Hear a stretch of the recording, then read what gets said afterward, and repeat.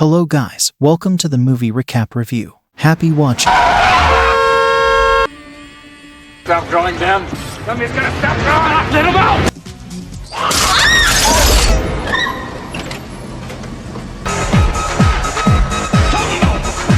I said you're not leaving.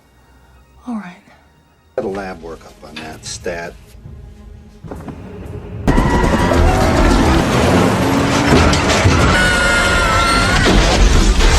In the 1970s, the Search for Extraterrestrial Intelligence project sends a message into space, hoping to contact alien life.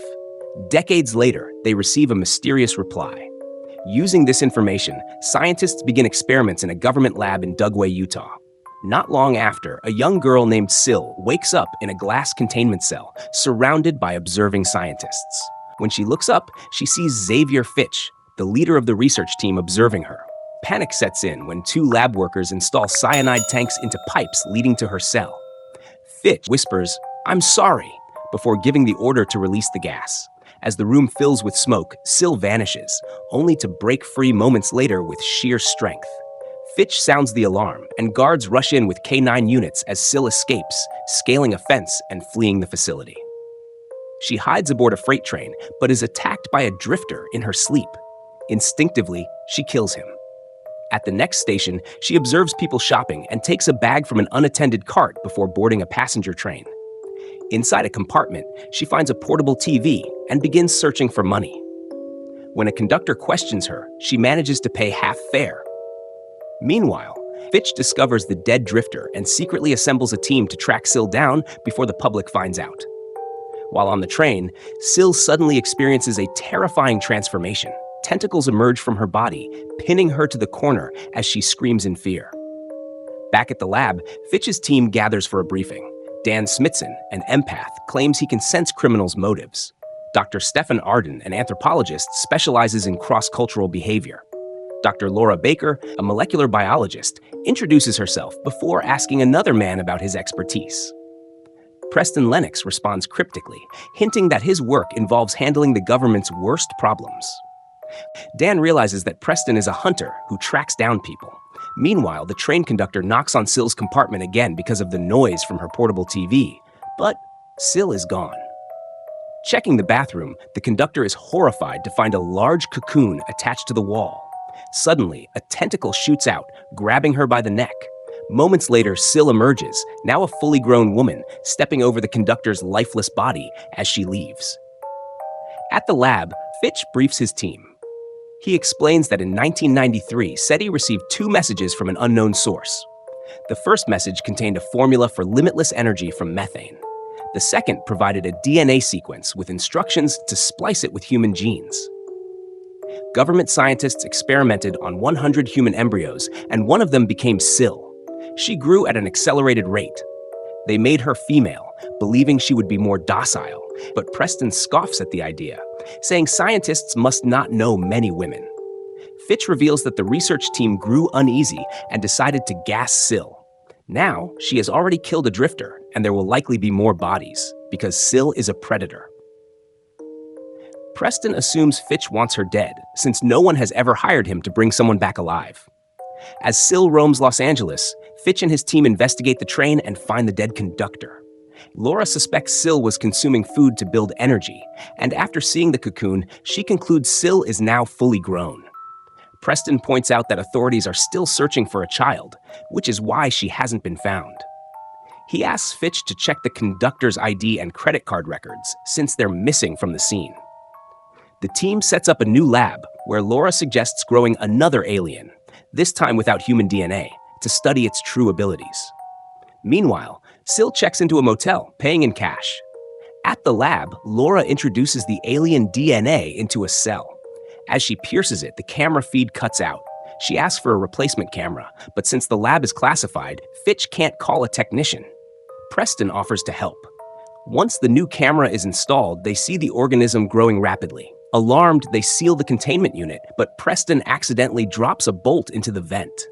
As the creature grows larger and threatens to break free, Preston and Laura panic, begging Fitch to open the door. Fearing an escape, Fitch refuses. The creature breaks through, and Fitch warns them to move. He's ready to burn it. Fitch activates the fire system to burn the isolation unit, but it isn't enough to kill the creature. Realizing they only have 2 minutes before the entire room is engulfed, he tells Preston to act fast. Preston tries to kill the creature using the gas line as a flamethrower, but it hides under the pipes. He then breaks a tube and repeatedly stabs it until it stops moving. Thinking it's dead, Preston asks Fitch to open the door, but Fitch refuses. He sees that the creature is still growing. Dan begs him to let them out before the flames spread, but Fitch insists on following lab protocol. Dan shoves Fitch away, and Stefan presses the button to open the door. Laura and Preston escape just before the room is completely consumed by fire. Meanwhile, at the motel, Sil asks the clerk where she can meet men, and he suggests a club called Aid. Before she leaves, he swipes her stolen credit card. Fitch contacts Preston, informing him that the stolen card was used at a Hollywood motel. Inside the club, Sil flirts with a man, but a woman interrupts them. Sil follows the woman into the bathroom. When the woman enters a stall, Sil reaches through the wall and kills her by tearing out her spinal cord. The team arrives at the motel and reviews the grainy security footage. When Fitch asks Dan where Sil might have gone, the clerk mentions that he recommended the Aid Club. At the club, Sil seduces another man, Robbie, and leaves with him. The team arrives soon after and finds the dead woman in the bathroom. A bouncer tells them that a woman matching Sil's description left with Robbie. At Robbie's house, Sil initially seems interested, but when he touches her, she hesitates and asks to go back to the club. Robbie insists, and she gives in. But as they kiss, she suddenly pierces his skull with her tongue, killing him. The team finds Robbie's body and realizes Sil is trying to mate. Preston notices that Robbie is still wearing his pants, meaning they didn't actually have sex. Laura suspects Sil rejected him because she sensed something was wrong. Searching the trash, she finds an insulin bottle and concludes that Sil detected Robbie's diabetes and decided not to mate with him. Sil returns to the motel but leaves when she sees authorities searching for her. The next morning, she wakes up on the beach after dreaming about meeting another alien. She drives off but runs out of gas and abandons the car. While walking, a skateboarder catcalls her and nearly causes a car accident. The swerving car hits Sil, but the driver speeds away. A bystander helps her and takes her to a hospital.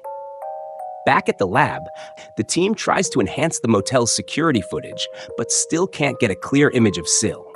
Then, Fitch receives a call. Robbie's car has been found in Santa Monica. At the hospital, John Kerry pays for Sil's medical bill with his credit card. While preparing her for an x-ray, the doctor notices her shoulder injury healing rapidly. Shocked, he tries to follow her, but a nurse calls him away for an emergency. Sil then returns to the lobby and leaves with John. Meanwhile, as the team inspects Robbie's car, an agent reports that a doctor just called in a strange case. Laura and Preston visit the hospital and confirm Sil was there. They ask the receptionist for information about the man who took her in and receive an imprint of John's credit card. Using the card details, they track down his address and phone number. At John's house, he and Sil are already in the hot tub, getting intimate. When Preston and Laura arrive and knock on the door, John tries to answer, but Sil clings to him, saying she wants to have a baby. Shocked, John tries to leave the tub, but Sil restrains him. As Preston and Laura look for a way inside, Sil morphs and forces a tentacle into John's mouth, drowning him. When Laura and Preston enter, they search the backyard, but only find John's dead body in the hot tub. Meanwhile, Sil hides in a tree outside, watching Preston as he investigates. Fitch arrives and orders them to confirm whether Sil is still there.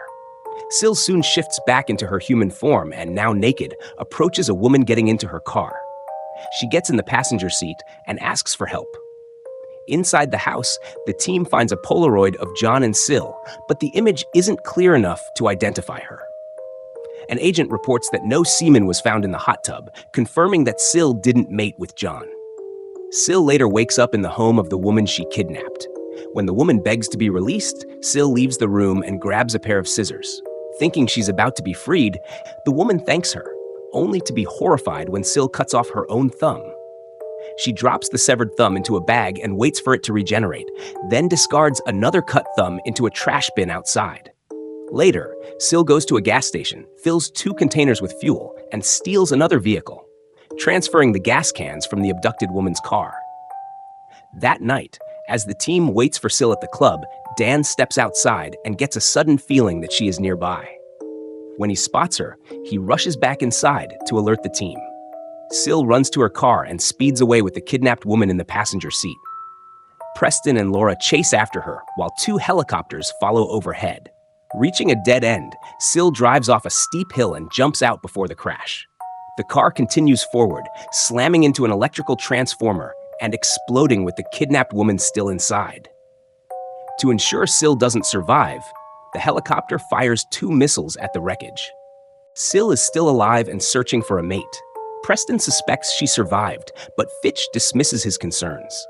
An agent reports finding a severed thumb at the crash site, and Laura orders it to be tested. Meanwhile, Sil returns to the kidnapped woman's house and changes her hair color. The team, believing Sil is dead, celebrates at their hotel. Laura invites Preston to dance and expresses her feelings for him. However, Preston is distracted by a blonde woman at the bar. He grabs her arm, thinking she's Sil, but realizes he's mistaken when she turns around. Laura insists Sil is dead, citing the thumb test results. Later, in the bathroom, Sil approaches Laura and asks to try her perfume. Afterward, Laura tells the team she's heading to bed. Dan hints that Laura still wants to see Preston, so he follows her. Sil enters the elevator with him, pushing the button for the 10th floor. Preston compliments her perfume. When he reaches Laura's room, Sil sneaks into the neighboring one, pretending to be housekeeping. She listens through the wall as Laura and Preston become intimate. Soon, Stefan enters his room and finds Sil inside. She claims she stole a key to get in. They kiss and she pushes him onto the bed. Meanwhile, Dan senses Sil's presence. He checks Stefan's room and realizes she is mating with him. Alarmed, he rushes to tell Preston. Afterward, Sil tells Stefan she feels something inside her. Amused, he laughs until she grabs his hand and places it on her belly. Realizing the truth, he panics, but she silences him and kills him. When the team arrives, Sil escapes through the wall. Preston and Laura chase her, determined to stop her before she gives birth. In the garage, they find a hole in the steel door. Armed with flamethrowers, they follow her into a tunnel. Along the way, they discover a dead body, confirming Sil was there. They spot an open maintenance hole and burn it before proceeding. Unsure of her direction, the team splits up. Fitch notices bubbles in the water and approaches cautiously. Sil suddenly emerges and kills him. As the team searches, Sil hides above the pipes. Once they pass, she jumps down and escapes through the water. Dan senses her path and leads the team into a cavern where Sil begins giving birth. Preston sets up an ambush, instructing Laura and Dan to fire when they see her. Dan climbs higher and spots a boy eating a rat with his tongue. When Dan tries to approach, the child attacks, causing him to fall. Laura rushes to help, but gets stuck in an oil pool. The alien child reveals its true form and lunges at Dan, who burns it with his flamethrower. Sil shrieks in agony as her offspring perishes. Laura struggles in the oil while Dan clings to a ledge. Sil grabs Preston with her tentacles, but he cuts them with a knife. She leaps at him, but he shoots her multiple times, sending her into the flames. As Laura and Preston pull Dan to safety, Sil grabs Dan's foot. Preston loads his shotgun with one hand, tells Dan to duck, and blows off Sil's head. After the group leaves the cave, a rat gnaws on Sil's severed tentacle. Soon, it begins to mutate and catches another rat with its tongue. And that's the end of the story. I hope you liked it. Comment down below what movies do you like us to recap next. Thank you for watching. Don't forget to like and subscribe. Until next time.